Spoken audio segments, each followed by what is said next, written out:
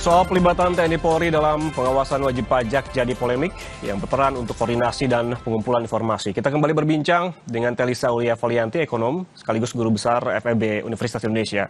Prof. Telisa, tadi kita berbicara soal risiko. Apa risikonya jika tidak dilakukan dengan hati-hati pendekatan ini karena muncul persepsi, intimidasi hingga tumpang tindih kewenangan? Ya, ini memang persepsi ya. Jadi dalam komunikasi kebijakan tidak dihindarkan adanya persepsi. Meskipun sebenarnya dengan press release ini disampaikan bahwa masyarakat tidak perlu takut, tidak perlu khawatir bahwa ini akan lebih kepada koordinasi yang sifatnya teritorial atau kewilayahan, pendekatan yang berbasis kewilayahan untuk lebih mengetahui profil-profil di masing-masing daerah yang itu mungkin di dalam general cortex mungkin tidak terlihat atau seperti apa untuk melengkapi data. Nah, tetapi komunikasi kebijakan juga menjadi kunci sih supaya resikonya bisa dihindari. Yaitu tadi resiko masyarakat tadi disampaikan oleh Ketua DPR, misalkan masyarakat jadi makin nggak percaya sehingga makin melakukan tax avoidance. Jadi ada efek yang justru berlawanan seperti itu. Diharapkan lebih patuh, tapi malah jadi berupaya untuk tidak patuh karena ada ketidakpercayaan tadi atau ada ketakutan. Nah, atau probabilitasnya kalau masyarakat menjadi patuh, tapi kemudian itu menjadi mendiscourage ya kalau dalam ekonomi memberikan disinsentif buat masyarakat. Ngapain kita kerja terlalu keras, ujung-ujungnya juga dipajakin dengan paksaan seperti itu. Jadi malah bisa mengurangi effort mereka. Kita nggak usah deh membangun pendapatan yang meningkat atau membangun usaha baru, toh nanti juga dipajakin dengan sangat cukup dianggapnya gitu ya, dipersepsikan gitu bahwa ini ada semacam lebih kepaksaan gitu, kepatuhan yang berbasiskan kepada keamanan tadi. Nah, khawatirnya masyarakat jadi malah disinsentif dari sisi productivity. Dalam teori itu ada yang namanya productivity itu bisa menurun akibat kalau teks itu dianggap terlalu mengekang. Seperti itu di dalam Laffer curve ya, kalau dia terlalu mengekang dia malah jadi turun penerimaannya. Jadi bukannya penerimaannya naik, kan harapannya naik nih. Tapi karena ada pengurangan dari sisi produktivitasnya sendiri karena melambat, karena mereka tidak terinsentif untuk bekerja dengan lebih keras karena ya bekerja juga nanti dipajakin seperti itu. Nah, itu menimbulkan disinsentif untuk masyarakat seperti itu. Dan bahkan bisa jadi tax avoidance malah bisa meningkat. Nah, oleh karena itu di pajak itu policy itu harus betul-betul tepat gitu ya. Jadi untuk menemukan fine tuning yang tepat agar tadi, makanya kita harus berjalan bersama nih, digitalisasi, kepatuhan, kesadaran, itu juga yang penting. Kesadaran pajak itu jauh lebih efektif tadi seperti disampaikan, seperti itu. Jadi kesadaran pajak itu memang harus kita tingkatkan. Seperti, ini pahlawan negara nih, membangun berkontribusi pajak. Jadi lebih juga ke insentifnya. Jadi bukan sticknya doang, tapi carrotnya juga harus gitu. Kan istilahnya stick and carrot. Jangan sampai kalau yang Babinsa dan ini kan kesannya sticknya aja gitu. Kesannya. Jangan sampai yang meningkat itu justru si tax avoidance tadi ya, Prof. Kalau kita berbicara soal kuncinya, jadi menurut Anda kuncinya di mana? Apakah di komunikasi tadi atau justru di pendekatan pelaksanaannya? Karena bukankah jika pendekatan yang digunakan mungkin terlalu agresif, justru ada potensi masyarakat akan memberikan resistensi? Ya, jadi memang perlu keseimbangan ya, Pak Yan di sini. Jadi keseimbangan ini balance gitu. Artinya bahwa bukan berarti sukarela itu masyarakat juga seenaknya, enggak. Tetap ada aturan-aturan yang harus dipatuhi seperti itu. Dan kita ingin ada kepatuhan dari masyarakat untuk berkontribusi. Jadi dan kepatuhan ini harus diterapkan secara merata. Jadi jangan hanya misalkan untuk ke kelas-kelas tertentu, tapi yang kelas-kelas atas malah dibiarkan. Apalagi dengan kasus-kasus korupsi yang ada kan kita kadang melihat penegakan hukum itu istilahnya tumpul ke bawah, tumpul ke atas ya, tajam ke bawah. Nah, itu jangan seperti itu. Jadi penerapannya harus betul-betul konsisten. Jadi konsistensi dari kebijakan itu sendiri berlaku secara adil untuk berbagai lapisan masyarakat dan ditegakkan secara konsisten, itu juga akan menimbulkan kesadaran masyarakat dan itu sangat efektif ya dari sisi kesadaran.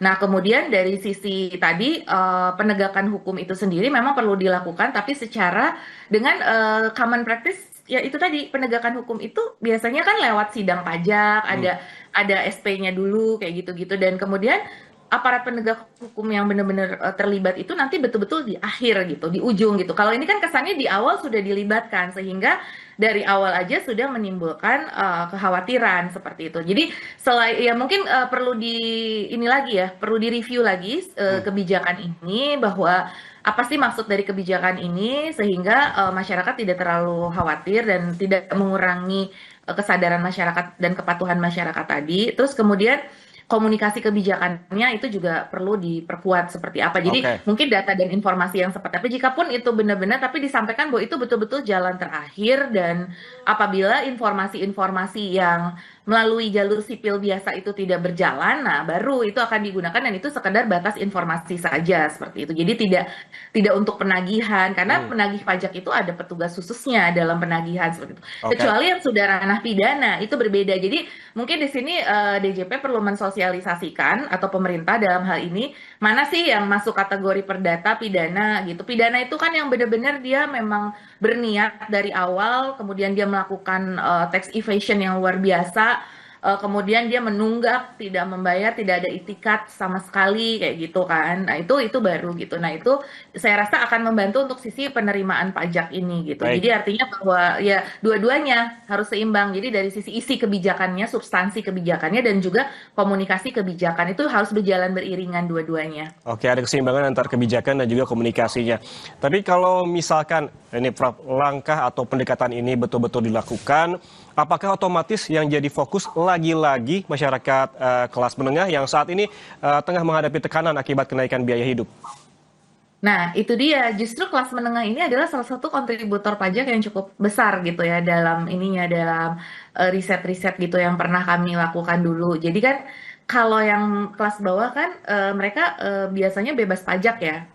Dia tidak kena pajak gitu ya, tidak eligible untuk mencapai threshold untuk dikenakan pajak. Nah, biasanya kelas menengah. Nah, kemudian kelas atas juga membayar. Cuma kelas atas itu kadang mereka bisa melakukan tax management yang bermanuver pajaknya ya itu macam-macam, transfer pricing, under invoicing kan macam-macam tuh Hmm, kelas atas hmm. bisa ini. Nah, yang agak sulit melakukan manuver itu justru di kelas menengah gitu. Mereka agak sulit dan mereka kan istilahnya kan kadang-kadang kalau di korporasi-korporasi juga yang di kelas atas gitu ya mereka bisa melakukan transfer pricing bisa apa. Nah, kalau perusahaan-perusahaan lokal yang kelas menengah mereka nggak bisa seperti itu. Jadi itu apa namanya mereka akhirnya akan burden. Jadi kalau bicara tax burden kelas menengah ini tax burden-nya lebih tinggi.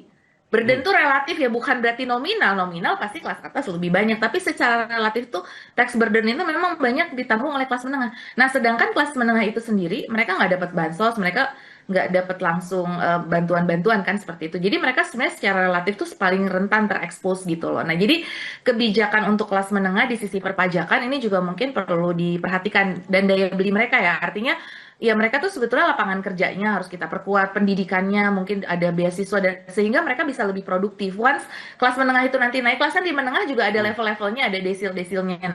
Nah, kelas menengah itu kalau punya desil yang makin naik, itu sebenarnya kontribusi ke pajak juga akan makin Hmm. meningkat. Nah, kita juga harus menjaga yang ada malah sekarang kelas menengah turun kan dari 14% ke 7% porsinya. Jadi porsi penduduk yang di kelas menengah, jadi mereka malah banyak ke aspiring middle class yang di bawah. Berarti mereka nggak bayar pajak lagi Oke. karena udah nggak eligible untuk pajak. Nah, makanya salah satu solusi untuk menjaga tax structure kita itu juga adalah menjaga daya beli kelas menengah karena Oke. mereka yang akan berkontribusi kepada pajak. Jadi lapangan kerja dan daya beli mereka harus kita jaga juga seperti itu. Oke, jadi jika demikian, Prof, apakah justru sebetulnya pengawasan yang patut dimaksimalkan ada di kelas atas? Karena jika hanya lagi-lagi menyasar kelas menengah akan menimbulkan ketimpangan. Iya, iya sebenarnya pengawasan seperti tadi kami sampaikan ya, itu perlu seimbang. Semua warga negara itu punya hak yang sama, hak dan kewajiban yang sama. Artinya keadilan itu ada.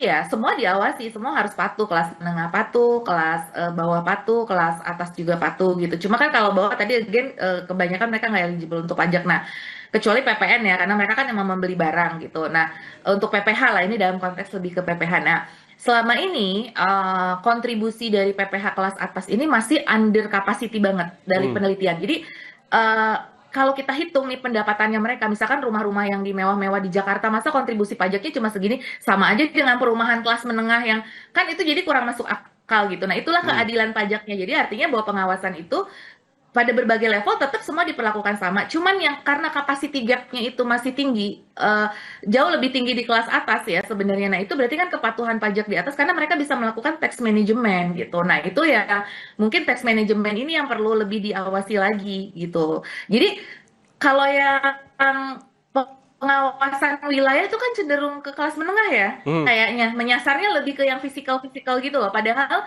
banyak gap-gap pajak itu yang white collar crime lah istilahnya. Kalau white collar crime kan nggak bisa hanya dengan pendekatan, maksudnya bukan kewilayahan gitu loh pendekatannya. Kalau white collar crime kan dari sisi dia banyak melakukan tax management, walaupun nggak semua, kita juga banyak ya kelas A juga yang sadar ini nggak semua, ini cuma tax gap itu masih tinggi banget gitu yang di kelas atas gitu antara wealth. Makanya kan ada ide untuk tax wealth gitu loh, tax untuk pajak kekayaan, pajak warisan, karena itu tadi untuk mengkompensasi adanya gap yang tinggi di PPh untuk kelas atas seperti itu. Jadi, Oke. nah makanya ini pendekatannya tuh kan nggak bisa untuk itu aja gitu. Kalau yang di kelas atas kan kewilayahan, orang-orangnya aja yang rumah-rumah itu di rumah-rumah mewah nggak pernah ada. Adanya di luar negeri terus, mereka sehari-hari di luar negeri. Jadi beda kan pendekatannya seperti itu. Jadi makanya di sini perlu diperjelas lah maksudnya itu seperti apa kayak gitu, dan perlu keadilan pajaknya. Oke. Jangan Kalau hanya baik, kalau kita berbicara soal kepatuhan wajib pajak, semua kelas patuh begitu, baik atas, menengah, bawah. Tapi yang patut diperhatikan soal keadilan pajak tadi, jangan sampai ada gap yang tinggi antara kelas atas, menengah, dan juga bawah. Semuanya adil berdasarkan porsinya masing-masing begitu ya, Prof. Terima kasih. Profesor Telisa Aulia Valianti, ekonom dan guru besar FEB Universitas Indonesia atas penjelasannya bersama kami di Kompas Bisnis. Sehat selalu, Prof. Terima kasih, sehat selalu. Saudara, selesai jeda, Sapa Indonesia Pagi akan kembali untuk Anda dengan informasi dari Timnas Spanyol yang kembali ke puncak peringkat FIFA setelah berhasil menjadi juara Piala Dunia 2026.